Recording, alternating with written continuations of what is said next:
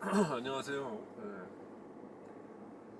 오늘은 이제 대선이 다가오는데 대통령 이 누가 되는지가 중요한지, 대통령이 바뀐다고 뭐가 바뀔 수 있는지 그 얘기를 한번 해보려고 합니다.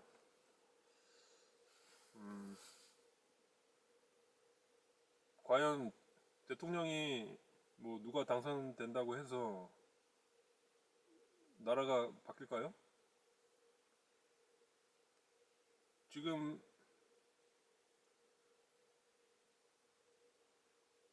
내부적으로 어떻게 나라가 운영되고 있고, 내부적으로 어떤 식으로 정책이 결정되고, 또 그런 뭐 그런 것들을 봤을 때 대통령이 할 수 있는 것은 크게 제한적이라는 거죠. 음, 그리고 또 중요한 게, 우리가 생각하는 그 대통령 후보들 중에 우리가 생각하는 그 사람의 그 보여지는 모습이 실제 그 사람의 모습과 얼마나 일치하는지, 화면에 보여지는 모습과 실제 그 사람의 가치관이나 그런 것들이 실제로 일치하는지, 뭐 그런 것들도 한번 생각해 볼 필요가 있다고 생각해요. 그 전에 가장 먼저 따져봐야 하는 것은 이 사회에서 누가 가장 힘이 센지, 그것부터 알아야 된다고 생각합니다. 물론 TV에서는 대통령이 힘이 세다고 그렇게 말을 하겠죠. 뭐 대통령이 국가 통수권자이고 가장 큰 영향력을 미칠 수 있는 결정권자다. 그렇게들 많이 이제 말을 하는데, 실제로 내부적으로 정책이 어떻게 결정이 되는지를 보자면은 대통령이 생각하는 것만큼 그렇게 큰 힘을 가지고 있다고는 생각이 안 들더라고요.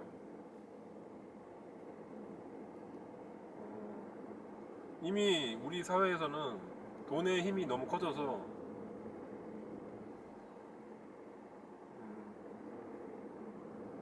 뭐 예전에 어떤 대통령도 말했었죠. 권력은 시장으로 넘어간다. 뭐 이런 말을 한번 했던 것 같은데, 결국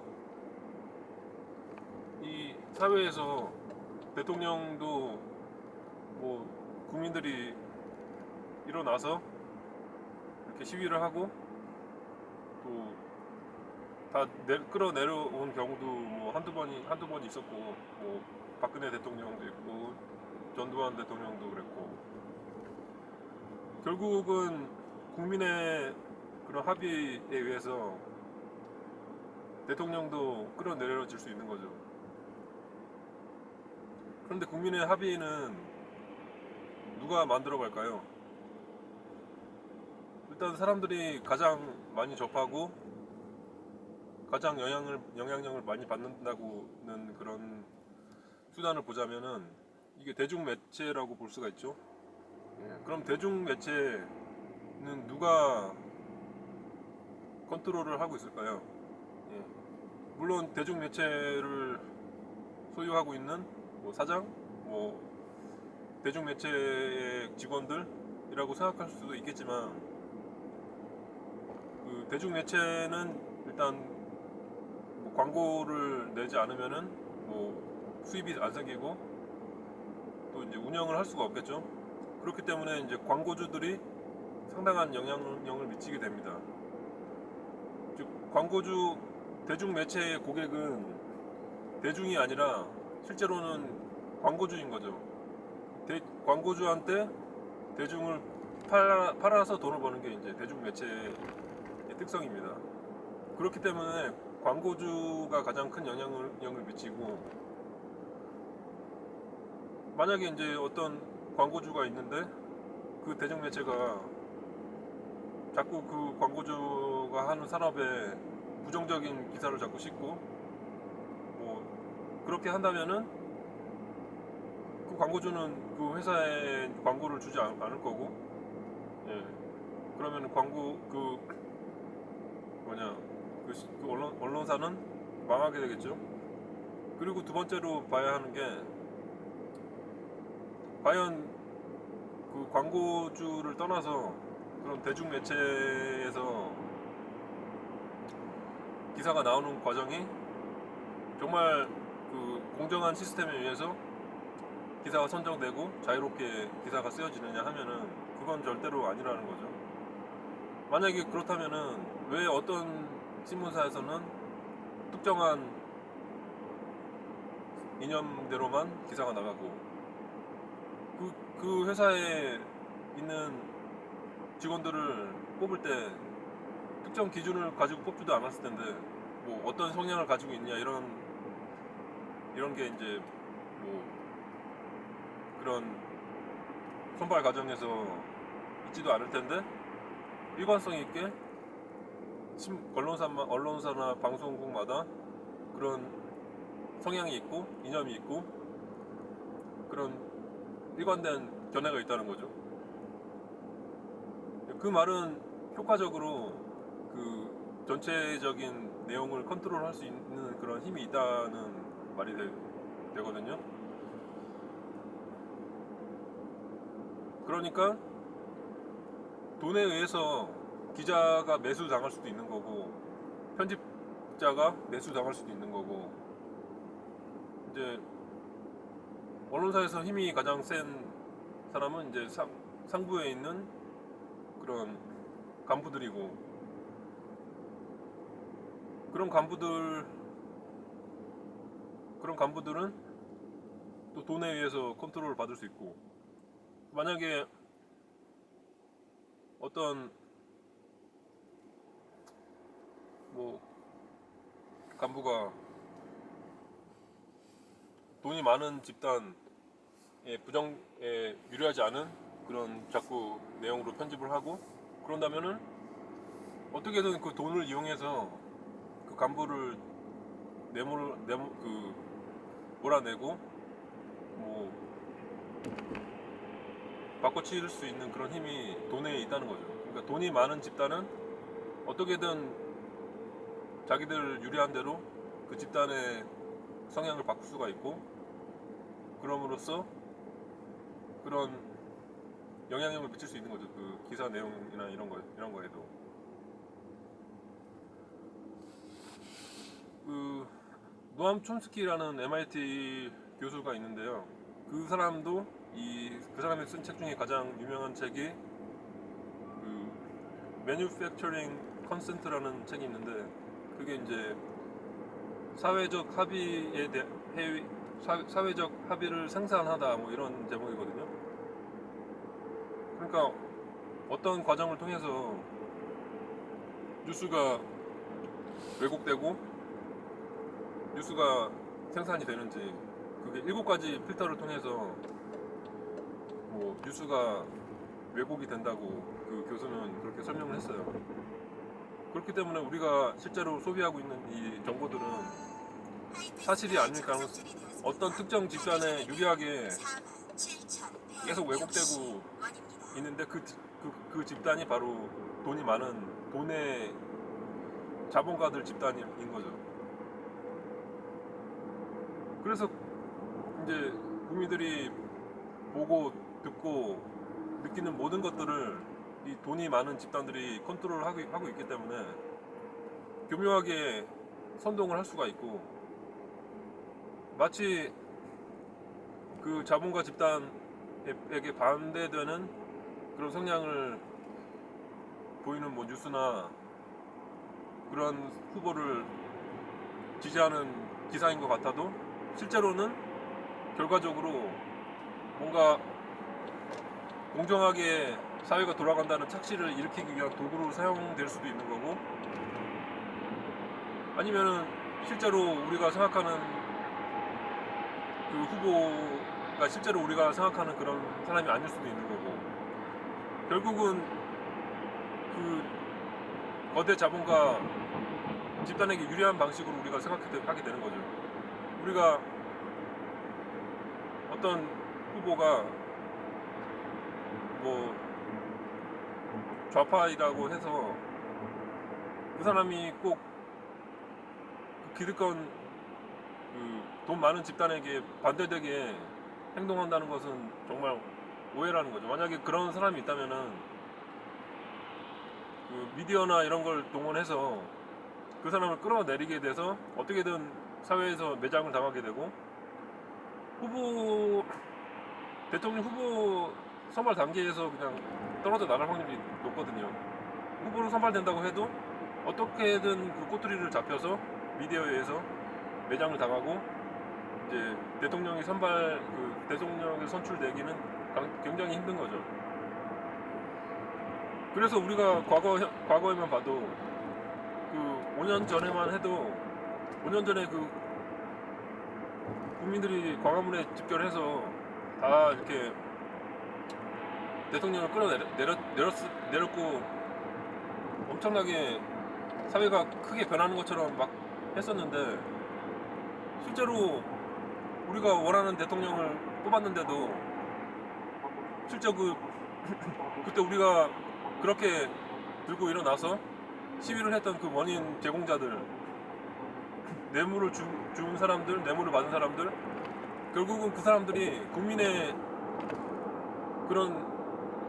것을 서로 나눠 갖고 자기들끼리 그냥 나눠 가진 거거든요. 뇌물 받은 사람은 뇌물로 받은 거고, 뇌물 준 사람은 특히 국민의 그 사회적 자산을 자신에게 되돌리도록 특혜를 받기 위해 뇌물을 준 거고, 결국은 국민의 자산을 빼앗아서 자기들끼리 나눠 가진 꼴이거든요. 근데 결국 지금 우리가 그렇게 해서 대통령이 바뀌었는데도 그 중에 아무도 뭐 처벌받은 사람이 있나요? 예, 지금 이게 계속 되풀이 되고 있지 않나요? 예, 저번 어떻게 보면은 우리가 그 기득권 집단과 맞서고 있다고 생각되는 후보들이 그렇게 대통령이 될 수 있었던 원인이, 그 후보들이 실제로는 그 기득권들의 대변자, 기득권들의 꼭두각시이기 때문에 그렇게 됐을 수도 있다고 저는 생각해요. 마치 아닌 척하면서 그들을 반대하는 것처럼, 마치 국민들에게 선택권이 있는 것처럼 그렇게 말을 해서 사회가 뭐 정의로운 것처럼 그렇게 포장도 하고, 결국은 그 틈을 타서 그 사람들이 이제 의심을 하지 않는 틈을 타서 더욱더 자신들이 원하는 그런 결과를 얻는 거죠. 다 무죄를 받고. 만약에 우리가 뭐 우파라고 알려진 기득권들을 대변한다는 그 사람들이 지금 우리가 좌파라고 생각하는 사람들이 했던 행동을 똑같이 하면은 사람들은 다 들고 일어나서 대규모 시위를 하고 정말 난리가 날 텐데, 지금 우리가 그 기득권들을 반대한다고 생각하는 사람이 대통령에 있기 때문에 사람들이 의심을 하지 않고 다 너그럽게 그냥 받아들이는 거죠. 그러니까 오히려 그 기득권들 입장에서는 우파라고 알려진 사람들보다 좌파라고 알려진 사람들을 이용해서 더 자기들의 죄를 쉽게 이렇게 무마시킬 수 있는 힘이 생긴다는 거죠. 그런 과정을 그들이 그렇게 쉽게 당연하게 이렇게 보이듯이 행동하지 않습니다. 항상 교묘하게 속임수를 쓰기 때문에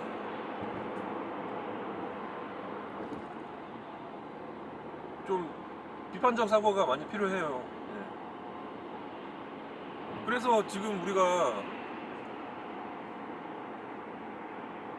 계속 휘둘리게 되는 거죠. 정말 대중들을 위한, 정말 우리나라가 살기 좋게 만들어준 후보들은 그 기득권 집단의 이익에 반대되기 때문에 그들이 컨트롤하는 미디어에 의해서 교묘하게 나쁘게 포장이 되고, 실제로 그들과 뒤로 거래를 하고 뇌물을 서로 주고받은, 그래서 자금력이 있어서 막강한 그런 속임수를 쓰는 자들이 마치 대중을 위하는 사람들처럼 포장돼서 결국은 더 그들의 이득을 취하게 해주기 위한 도구로 사용되는 건 아닐까, 그런 생각을 해볼 필요가 있어요.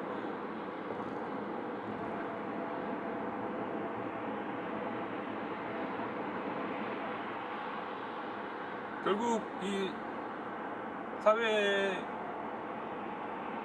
사회에서 너무 힘이 한쪽으로 몰리면은 그 힘을 가진 집단이 그 힘을 이용해서 더욱더 자기의 힘을 키울 수가 있기 때문에 끝없이 악순환이 반복되거든요. 근데 한국은 이미 그런 깊은 구렁텅이 속에, 나올 수 없는 구렁텅이 속에 이미 빠져버린 것 같아요. 이미 그들의 힘이 너무 세져서 이미 대중들의 머릿속에 들어있는 생각들이 다 그들에 의해서, 그들의 논리들에 교묘하게 다 포섭을 당해 있어서, 그래서 지금 다시 정상적인 국가로 돌아갈 수 없는 게 아닌가, 그런 생각이 드네요. 네.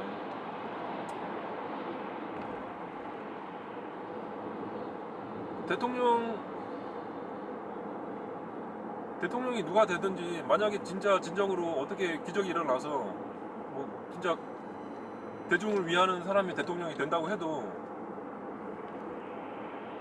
그렇다고 해도 그 대통령이 가진 힘은 되게 한정적이거든요.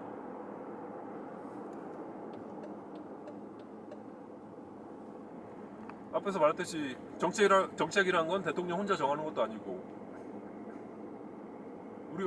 우리 의식은 다 대중 매체에 의해서 컨트롤 받고 있고, 그렇기 때문에